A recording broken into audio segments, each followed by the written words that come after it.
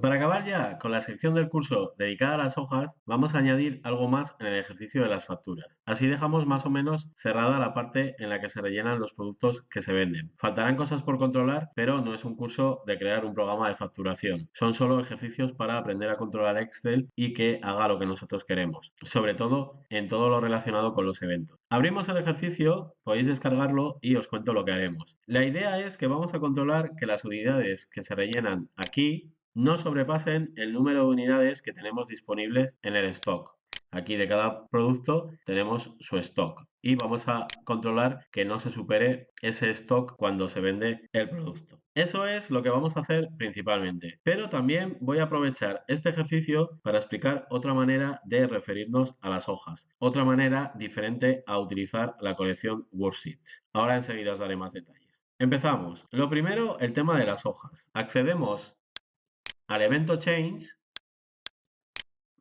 y os cuento. A la hora de referirnos a las hojas, está muy bien que tengamos la colección Worksheets, sobre todo si hay que recorrer varias hojas, por ejemplo. Pero si tenemos que acceder a hojas que son fijas, en el sentido que siempre van a existir en el documento y tienen parte de la funcionalidad del documento en ellas, quizás sea mejor utilizar su otro nombre, el interno. Si nos fijamos en el explorador de proyectos, aquí vemos que las hojas tienen dos nombres. El que está entre los paréntesis es el que se ve desde Excel. Y el otro, este que vemos aquí, es el nombre interno, el que podemos ver solo desde el editor de Visual Basic y que también podemos utilizar desde código. El nombre que vemos desde Excel es muy fácil de cambiar y utilizar esos nombres en el código, teniendo en cuenta que se puede cambiar, quizás no es muy buena idea. Sería mejor usar los internos que no son tan fáciles de cambiar. Entonces, primero vamos a dar unos nombres internos más adecuados a estas hojas y después haremos los cambios en el código para utilizar estos nombres en lugar de worksheets. Primero, cambiar los nombres. Selecciono la primera hoja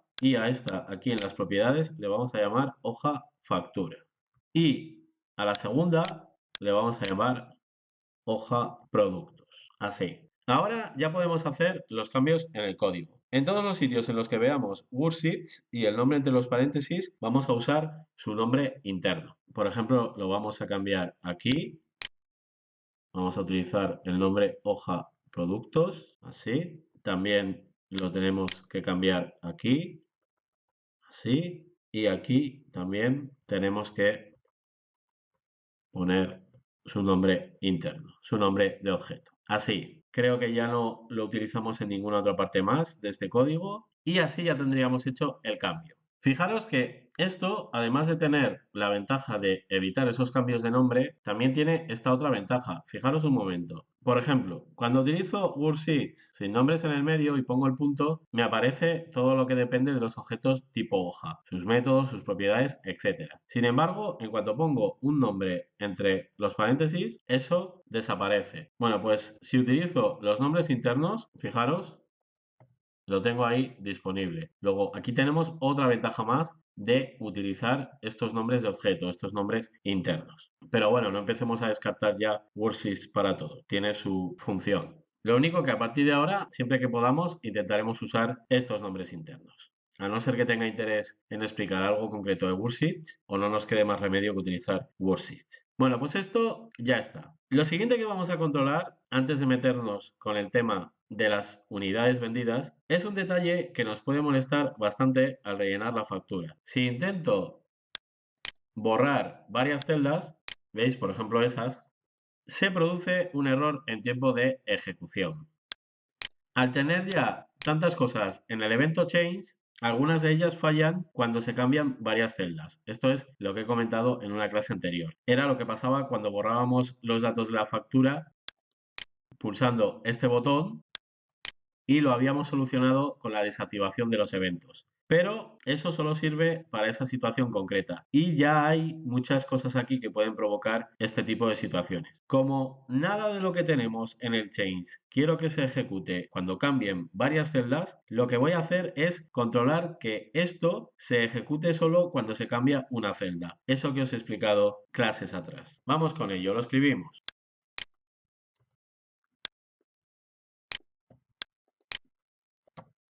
Así. Si probamos ahora otra vez a hacer lo mismo, ¿veis? Ya no pasa el error en tiempo de ejecución. Luego Siguiente detalle, solucionado. Ya os digo que en esta clase vamos a intentar dejar cerrada esta zona, aunque habría más cosas para controlar, pero todo lo relacionado con este tema de eventos que estoy intentando que os quede claro, lo daría ya por cerrado. En este caso, sí que puedo colocar esto porque de este código nada de lo que se ejecuta me interesaba que se haría cuando cambien varias celdas. Por lo tanto, aquí esta sí que era una solución viable. Bueno, vamos a añadir la última funcionalidad, que sí que es ya la de controlar las unidades que se rellenan. Empezamos a escribir y vamos comentando.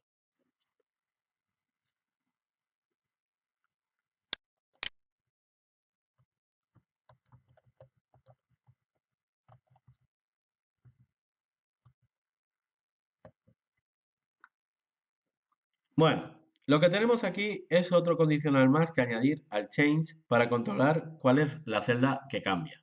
En este caso, las celdas en las que se pueden escribir unidades, estas. Controlo que la columna sea la quinta y que las filas estén entre 13 y 30, que es donde podemos escribir esas unidades que vendemos. Y además controlo que esas celdas que cambian dentro de ese rango sean diferente a vacía. Es decir, que se haya escrito algo. No quiero que cuando se borre alguna de estas celdas tengamos que ejecutar código. No quiero que pase nada cuando se borre una de estas celdas. En este caso, cuando se borraba esta, sí que me interesaba que se borrara todo esto. Pero con las unidades no quiero que pase eso. Simplemente se borra y ya está. Entonces, se debe cumplir todo esto para que pasemos a comprobar si las unidades rellenadas superan el stock o no, que es lo que nos falta hacer ahora. Vamos a escribir ese código.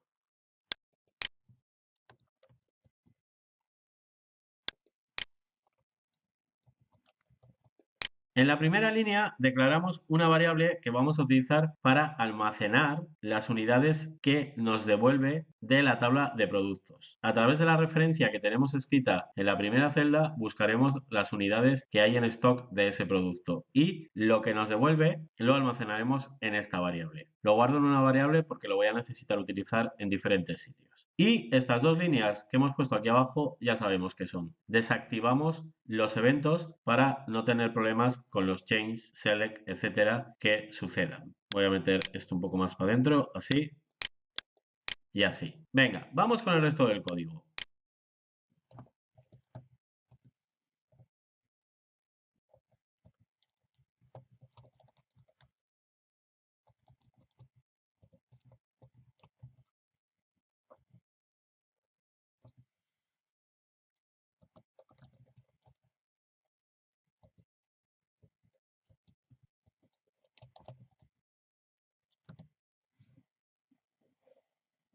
La idea es la siguiente. Utilizamos la función buscar_v otra vez para que nos devuelva las unidades que tenemos en stock de la referencia que se ha introducido en la fila que estemos en ese momento. Es decir, utiliza, por ejemplo, la referencia que se escriba aquí para buscar las unidades que hay en stock de esa referencia. Y lo que devuelve ese buscar_v lo guardamos en la variable que hemos declarado aquí arriba. Sobre el buscar_v ya sabéis cómo funciona, lo hemos usado aquí también. Busca en esta tabla la referencia y cuando la encuentra nos devuelve la columna que le indiquemos, que en este caso sería la 1, la 2, la 3, la 4. Las unidades en stock están en la 4. Y eso es lo que le estoy indicando aquí. Busca la referencia que se ha escrito 0 filas, 3 columnas hacia atrás. Esto es menos, así. De esta manera le estoy diciendo que, como estamos aquí, vaya 1, 2 y 3 y utilice la referencia que se ha escrito aquí para buscarla en la tabla que tenemos en la hoja productos desde la columna A a la columna D y que me devuelva la cuarta columna. Y lo último que le poníamos al buscar_v era ese cuarto argumento que le obligaba a realizar una búsqueda exacta, que era lo que nos interesaba en este caso. Después de que el buscar_v nos devuelva esas unidades, lo que hacemos es, con un condicional, controlar si lo que nos ha devuelto es menor a lo que se ha puesto en target, a lo que se ha escrito como unidades que queríamos vender. Si esto se cumple, significa que estamos intentando vender más de las que tenemos y lo que hacemos es mostrarle en un mensaje que no hay suficientes unidades y en ese mensaje además le decimos que muestre cuántas son las unidades que realmente quedan. Una vez mostrado el mensaje, se borra esa celda de las unidades que se había rellenado para que vuelvan a escribir otra y también se selecciona la celda para que puedan escribir de nuevo ahí. Si las unidades que se han devuelto no cumplen esto, si las unidades que intentamos vender no son más de las que tenemos, entonces simplemente lo que hacemos es, como ya estaría rellenada la línea completa, como aquí ya no hay nada más para rellenar, le decimos que se pase a la siguiente fila para que comencemos a rellenar otra línea más de la factura. Eso es lo que hacemos en estas líneas que hemos añadido. Acordaros de cambiar esto que he cambiado yo ahora, que para coger la referencia tenía que ir menos 3 celdas hacia la izquierda. Voy a revisar un poco más el código por si hay algún problema. Estamos empezando ya a escribir mucho código y es fácil que me confunda. Por ejemplo, aquí estoy viendo otra cosa que no tenía que haber puesto así. Esta condición es que esté en la columna 5 entre las filas 13 y 30 y que target sea diferente de vacío. Ahí no había que poner row como he puesto. Creo que ahora ya está bien. He corregido estas dos cosas, esto y vamos a probar. Ahí está. Y ahora voy a escribir una cantidad desorbitada de unidades. Y ahí lo tenemos. Me dice que no hay suficientes unidades en stock, que solo hay 5.000.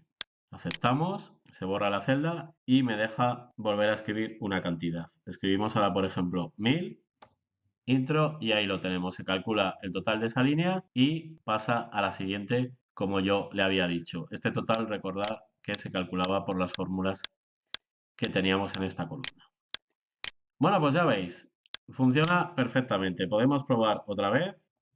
Ponemos otra vez una cantidad muy grande. Ahí lo tenemos. Nos dice que solo hay 2.500. Escribimos, por ejemplo, 500 y ahí lo tenemos.